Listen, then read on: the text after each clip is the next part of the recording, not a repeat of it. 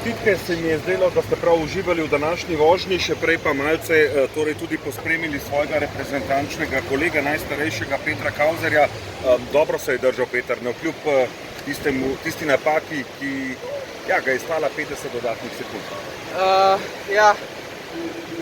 Jaz sem nad svojo vožnjo zelo zadovoljen, vem, da Peter je dosti boljši pripravljen, pa pač več izkušenj, pa pač boljši je. Pripetila se mu napaka, ampak čez Petra lahko samo hvala, ker pač je najboljši vseh časov v tem športu. Jaz mislim tudi, da je najboljših slovenskih športnikov in jaz sem zelo zadovoljen in še veliko se bom naučil od Petra Kauzerja.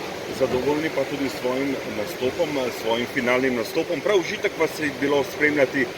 Kako ste leteli po progi? Izjemno. Vožnja je bila zelo dobra.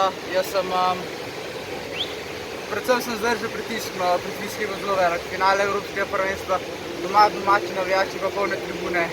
Mislim, da čez to ne gre, ampak jaz sem zdržal, jaz sem zelo zadovoljen in ko me čakam da se tekma razplete in da vem, kje bom. Sicer včeraj, ko smo govorili z vašo sestro, je dejala, da več možnosti dajem svojemu bratu, ker je močnejši.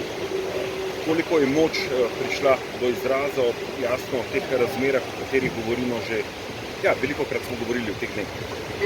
Moč je zagotovo prišla do izraza, predvsem v zadnji tretjini proge, ker pač je napori, ki so čez progo zdaj v Tacnu, so dosti večji, kot pač na navadnem vodostaju in zagotovo je prišla moč, ampak jaz predvsem mislim, da je danes tukaj prišla do izraza mentaliteta in pa tudi fizična moč. Hvala lepa. Hvala.